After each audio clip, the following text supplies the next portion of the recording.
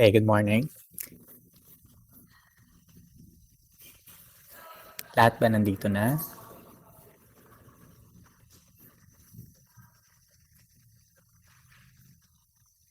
Alright, so we begin with the attendance. So you know the drill. Let's begin with Alabo.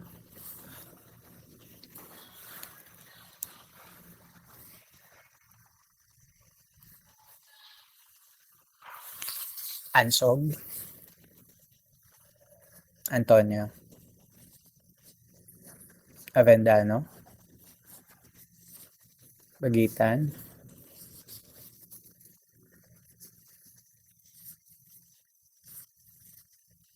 Bautista.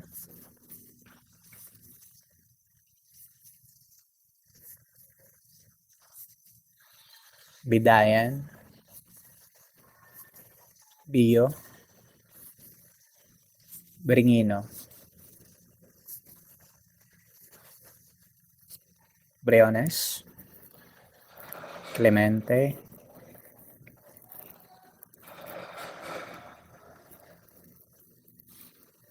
Comandao. Credo.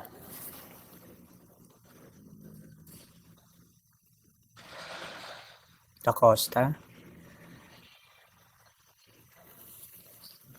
Dizon. Fodulia. Calarpe. Guzman.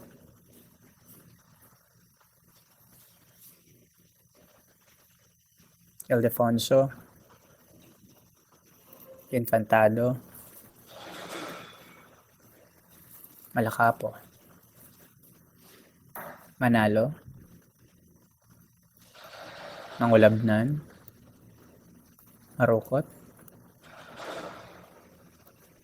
Mendoza Aubrey.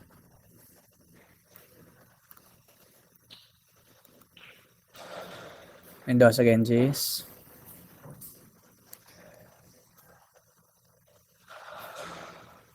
Mitra.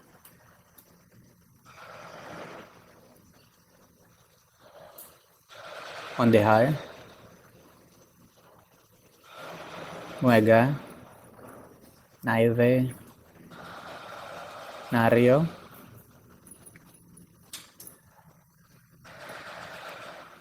Lolasco. Hani Obilio.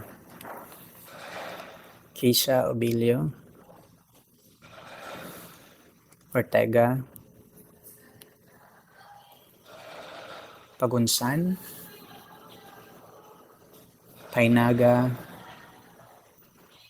Palermo. Pulangas.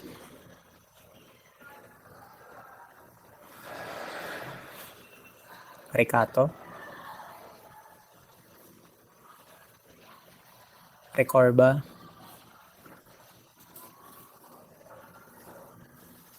Refugio.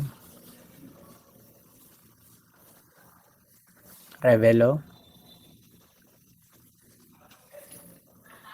Camille Rivera. Robert Rivera. Senga. Tiangco, sorry. Tolentino. Vasquez. Filialva. And Binduan.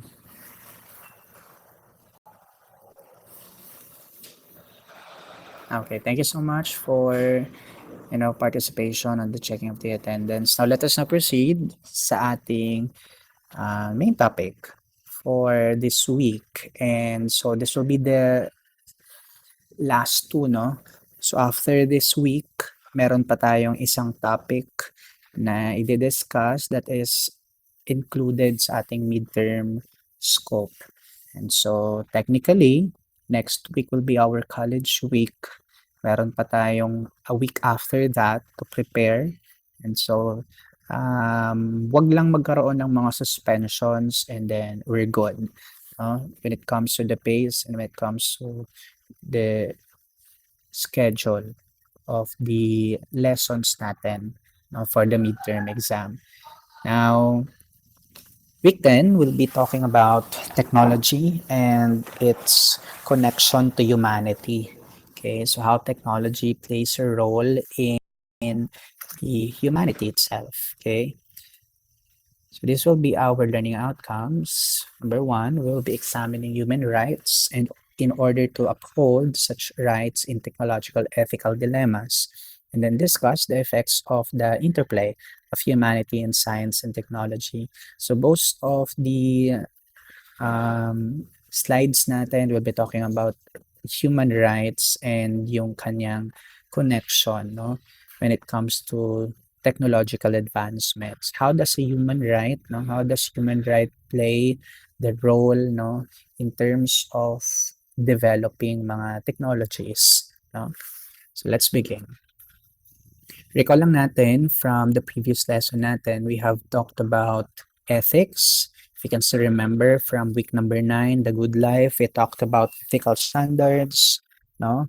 So ethics from the previous one is a system of moral principles that is concerned with, what is good for oneself and the society. So these are a set of principles, moral characters, mga traits that are within you, embedded within you, that you use, no, every time na kailangan nyo sila, no, with or without others knowing. And yun, yung mga types ng mga traits na to, no, na meron tayo. What else? We also have ethical dilemmas, no? Ethical dilemmas rises from, decision making, no? When it comes to taking up challenges, for example, mga instances, example of this mga times that, you really question yourself, you really question your ability to, to reason out whether the consequences or the things na gagawin mo are of good or the bad thing, di ba? So that becomes an ethical dilemma, especially because your moral principles are being challenged. Your moral principles or your character or your traits are being questioned. No? You are putting it into use, no, when it comes to dealing with ethical dilemmas. And so sometimes it is also called as moral dilemma, no, or ethical paradox. So we encounter many problems in life, that is true, no, but most of them have easy, straightforward answers. An ethical dilemma, however, requires a deep understanding of the issue and may require complex solutions. So yung mga complex solutions na yan, ito yung mga dapat nating gawin. No? These are steps on how to tackle and face ethical dilemmas every time na meron tayong na-experience, no, na ganitong klaseng challenge. Number one is to recognize the ethical issue. These are the questions that you need to ask to recognize truly kung ano ba yung talagang issue in terms of yung ethics, in terms of your moral principles. One, is there a conflict that arise from the situation or case? When we say conflict, these are the argumentation between, the consequences.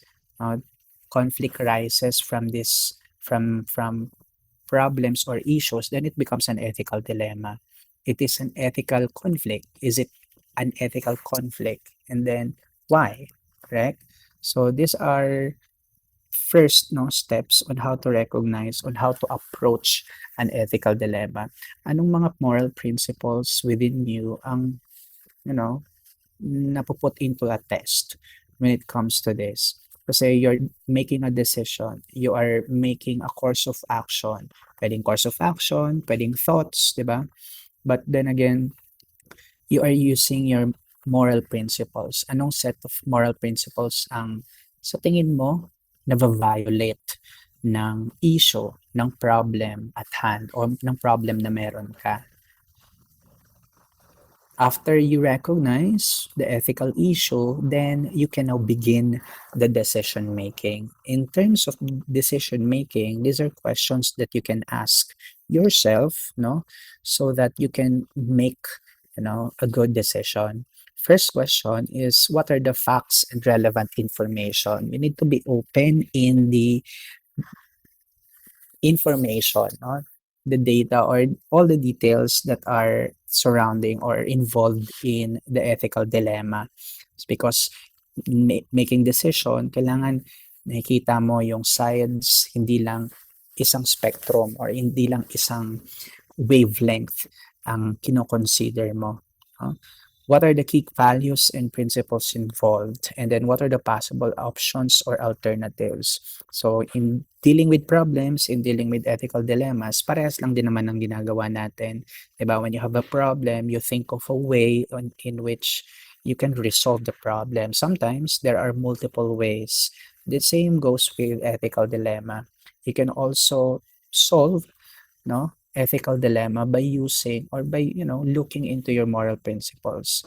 Not just one, but, so many other types of principles na pwede mong gamitin in resolving your, yung moral problems mo.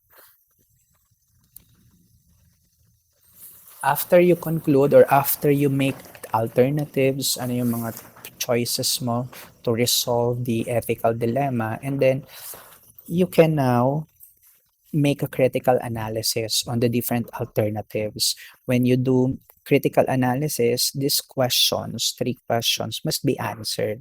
First, which option or alternative protects the rights of the individuals? Dito papasok yung human rights. Since we're talking about humanity, kailangan yung human experience, no, hindi na-violate ng technology na meron ka. Especially, technology ang tinitingnan natin. When does a technology become an ethical dilemma? Okay? Kapag gumagawa tayo ng technology, kailan nagkakaroon ng, no, ng nagiging problematic, no, yung technology sa society or sa humanity. Secondly, which option or alternative would lead to the best overall consequences? So all the list of your alternatives, yung options mo to resolve the dilemma, which one will be the best? Okay? So yun yung focus mo. And then which option or alternative best promotes the common good? So you're now looking into a wider lens in which you are also looking into the welfare of others, not just yours, so that, it will be the best for all, not just for you. So that's how you critically analyze yung mga set of alternatives na meron ka, given, for example, meron kang ethical dilemma or moral problems. So after you decide, after you make a critical analysis, you can now easily decide, and evaluate kung ano yung mga possible consequences. So most probably, doon sa mga alternatives na meron tayo, we are, preferring to the best solution na meron tayo. Not because it's the sometimes the easiest way to do, thing to do, but it will be the best for everyone. It's for the common good. And so here, in order to make a decision and evaluate the consequences, these are sample questions that you can ask yourself. Firstly, which option or alternative is the best? Connected pa rin to sa number 3 kanina. And then you can ask, was my action the best action? Okay? So you are now looking into the consequences ng mga decision mo. Yung ginamit mong option or yung ginamit mong alternative. Okay? So looking at the consequences can, be an indicator whether what you did was good or the opposite. So now let's question this one. What are technological ethical dilemmas? No? So technological ethical dilemmas are brought out every time a technological advancement, an application of science has a potential to violate the human rights, no? And say human rights, yung karapatan natin. Every time na may ganung instance, it becomes a technological ethical dilemma. Okay? Let's talk more about that. For example, cloning, no? Cloning is a medical and a lab advancement na ginagamitan ng science and technology, no? Technological ethical dilemmas are those that arise from the technology. For example, dito, the cloning. What do you think is the ethical dilemma about cloning? Ano ba yung concept ng cloning? Anyone who has an idea?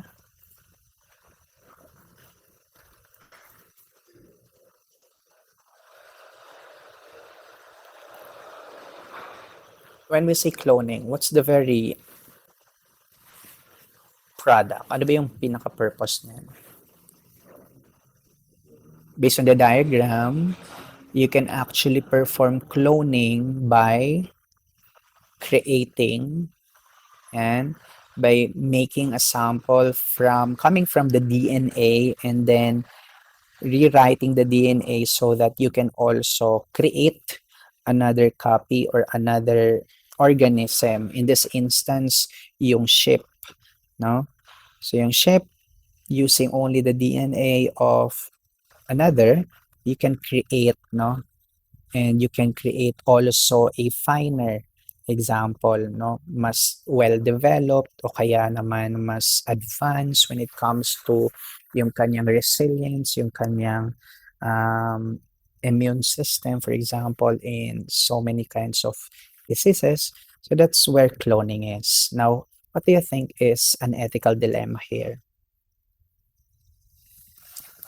Anong pwedeng ma-violate? For example, put yourself into the situation of the ship. Let's say you are the subject of cloning. What do you think? What human rights, your human rights, will be violated by this process? Meron ba?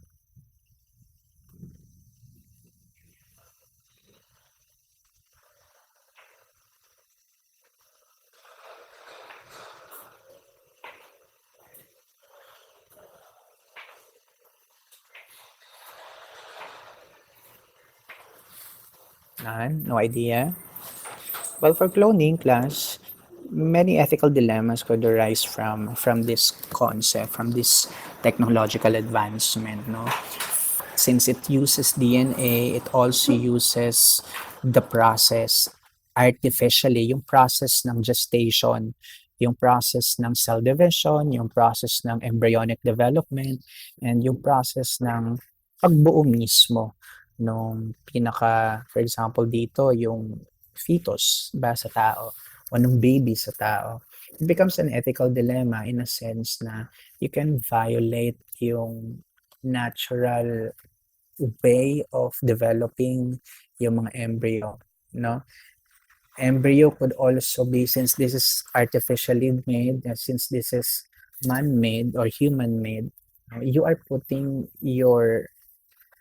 the decision whether for the fetus to survive or not on your own hands.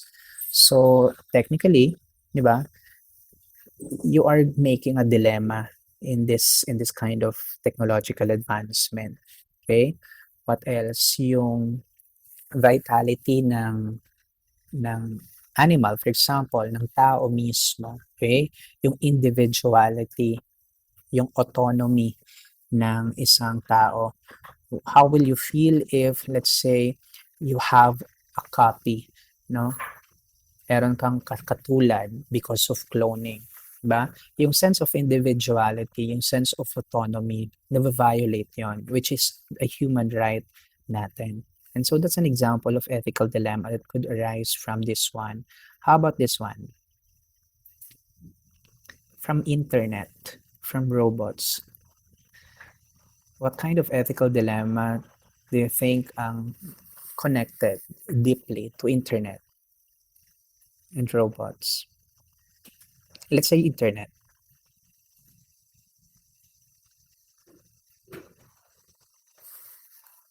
Can anyone give me an example?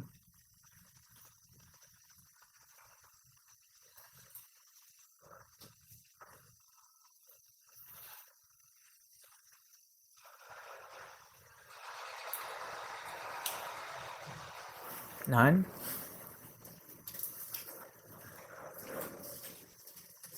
Right, according to Naive, very good, no? Privacy. Could violate yung privacy, which is a human right, di ba?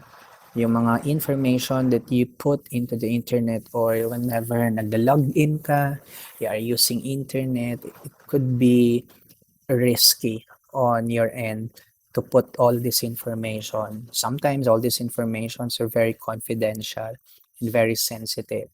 And when you do it, no, when you put it into the internet, there might be a risk, no, of leakage or yung risk ng privacy ninyo na ma-violate.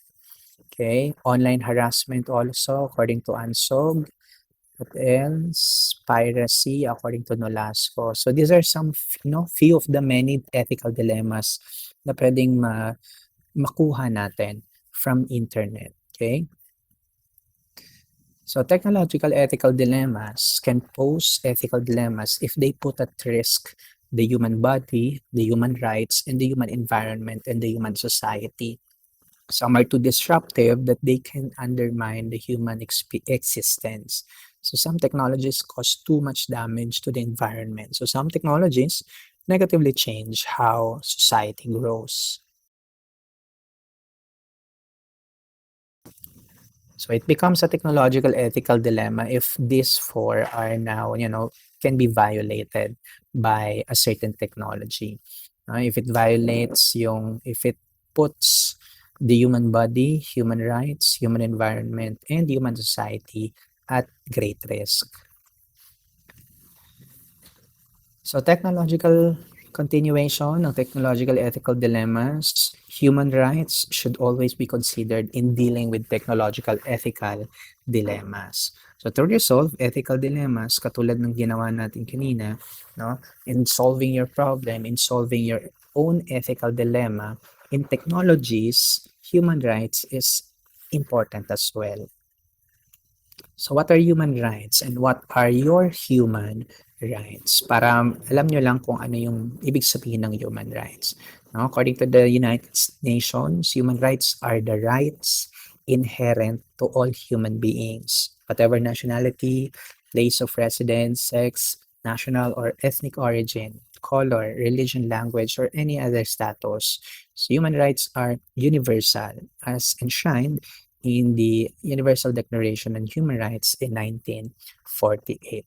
So each state, no, iba't ibang state, meron silang way or meron silang iba't ibang version ng Human Rights Declaration. Just like here in the Philippines, iba rin yung ating Human Rights Declaration.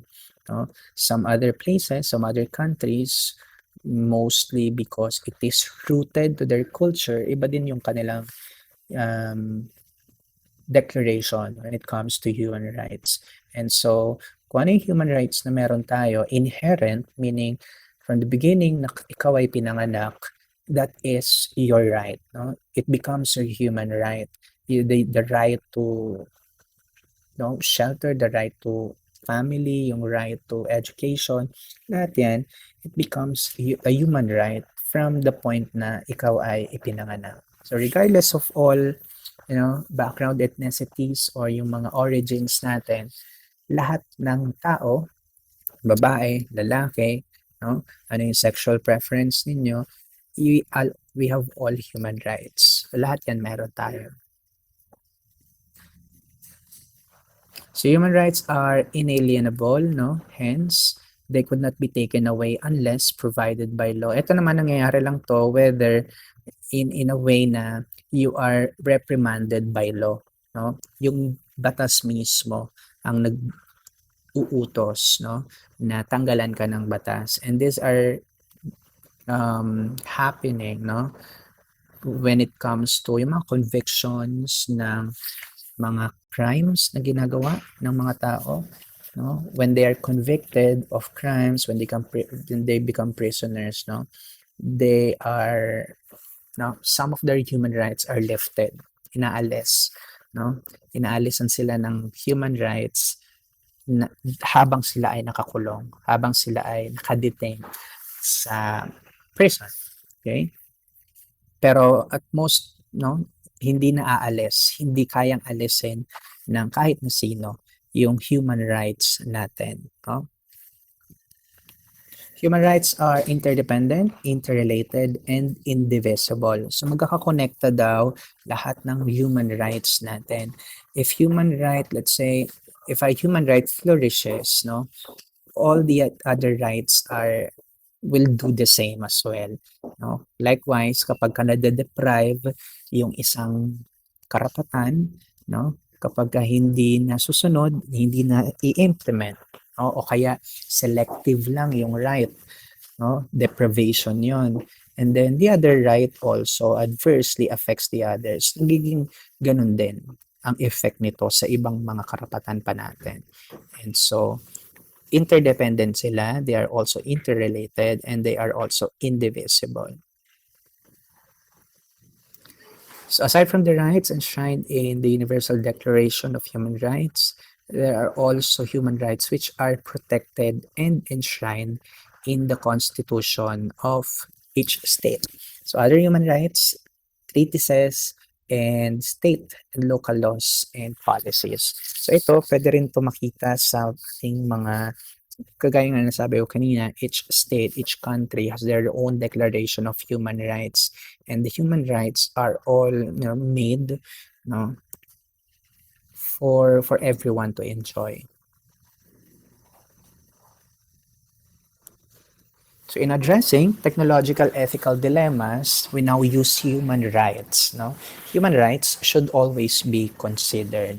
The stakeholders should always ask what human rights will be affected by new technologies. That is how you resolve, that is how you approach technological ethical dilemma. And that is by using, human rights, by analyzing it through the lens of, someone na alam kung ano yung mga karapatan niya. So human flourishing and human rights, humans are social beings, and humans flourish when they are part of a society. However, in a society, there are individuals or groups who may interfere with one's autonomy or self-directedness. Ano ba yung ibig sabihin ng autonomy and self-directedness? It means that as a person, as a human being, you have, the final say, of on your life. For example, no one else, except you can tell you how to, how to live, for example. So, kapag nagagawa mo to, if you can somehow do these things without others telling you what to do, without others, do this, do that, and then meron kang self-directedness, you have autonomy, then you are considered to be someone who's flourishing. And when you are flourishing, you know, no, precisely kung ano yung mga human rights mo. No? So that's an important thing to become a member of the society. All members of the society must do the same. No? Hindi lang because they are, let's say, yung mga nasa positions. Let's use politics. Since they are in the position, they're lawmakers, lahat sila nandyan sa taas, hindi dapat na inaalay sa kanila kung ano yung mga gagawin mo, no? Hindi nakadepende sa kanila kung ano yung mga, ito yung tama, ito yung mali. Okay? Wala silang ganong power when it comes to human rights. So that is how human flourishing and human rights can be attained, especially kapag meron kang autonomy and self-directedness. Human rights are important because they give us human dignity. Okay? Remember that. And one cannot flourish without human dignity. So for conclusion, there is an ethical dilemma when two possible options are neither absolutely acceptable. When an ethical perspective, from an ethical perspective, so modern technologies are usually coupled with ethical dilemmas. In dealing with these technological ethical dilemmas, madaling no? Madali lang siyang i-approach, madali lang siyang i-resolve, and that is through using, no? By using human rights. So dapat na uphold natin yung human rights natin every time that, there's a technological advancement na pinipresent, ini-introduce sa atin. Now, for this week's activity, this will be an individual activity, no? You can take a screenshot so that you are all informed kung ano ang gagawin. So I'll be giving you an opportunity to select only one topic from the selection. And I want you to discuss your thoughts about it. Okay? So please disregard yung task number 2. I want you to write your idea, no? Na walang limitations. Kasi very self-limiting yung 200 to 300 words long. And so, I want you to do it in a way na yung idea nyo is madidiscuss ninyo. Okay? So, here are some ethical dilemmas, topics na gusto kong i-discuss ninyo. On a bond paper, okay, number 1, topic 1, in recent years, technological developments led to the creation of intelligent robots that can perform some operations that humans do. So in some countries, robots have gained popularity. So with all these developments, here's the argumentation. Should robots have rights? Okay, so that's topic number 1. For topic number 2, ito. So Dr. Philip Nishka developed a machine that can be used for euthanasia. No? Alam niyo naman yung euthanasia or the so-called rational suicides. So if an individual, for example, wants to end his or her life, here's the dilemma. Should he or she be allowed to use the machine? That's number 2. Okay, topic number 3. Prosthetics are special devices used to replace missing or lost body parts. So athletes with disabilities use prosthetics to play in Special Olympics, yung Paralympics. Should athletes with prosthetics be allowed to compete in the main Olympics? That's a dilemma, no? Ethical dilemma that I want you to discuss.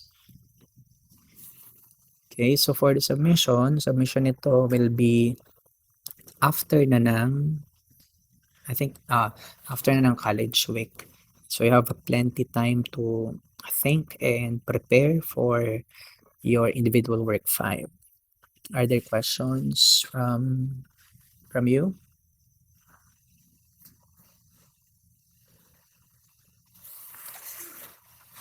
Isa lang ang pipiliin nyo, ha? Hindi, well, you can discuss all, no? If it's your choice, ano? Chooses to, pwede naman, pero pwede namang isa lang.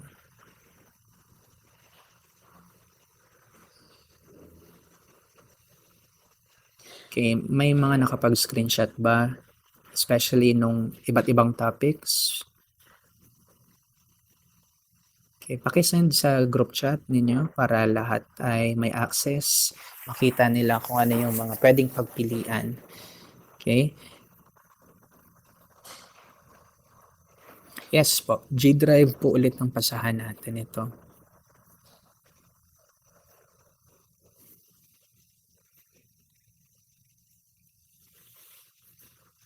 And then yung submission is after college week na. Yung week ng after college week, diba? Bago mag-midterm exam.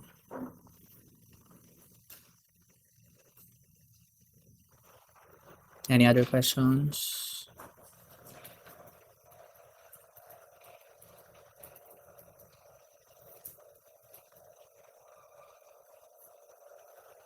Alright, like before, pwede kayong mag-handwritten, pwede namang hindi.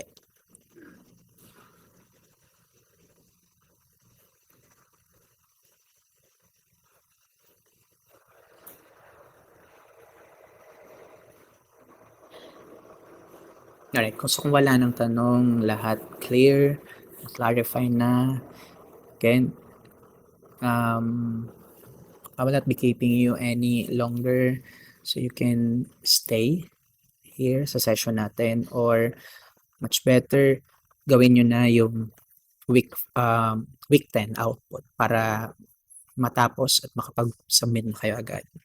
Okay? So, I'll be seeing you when? Wednesday? During our on-site.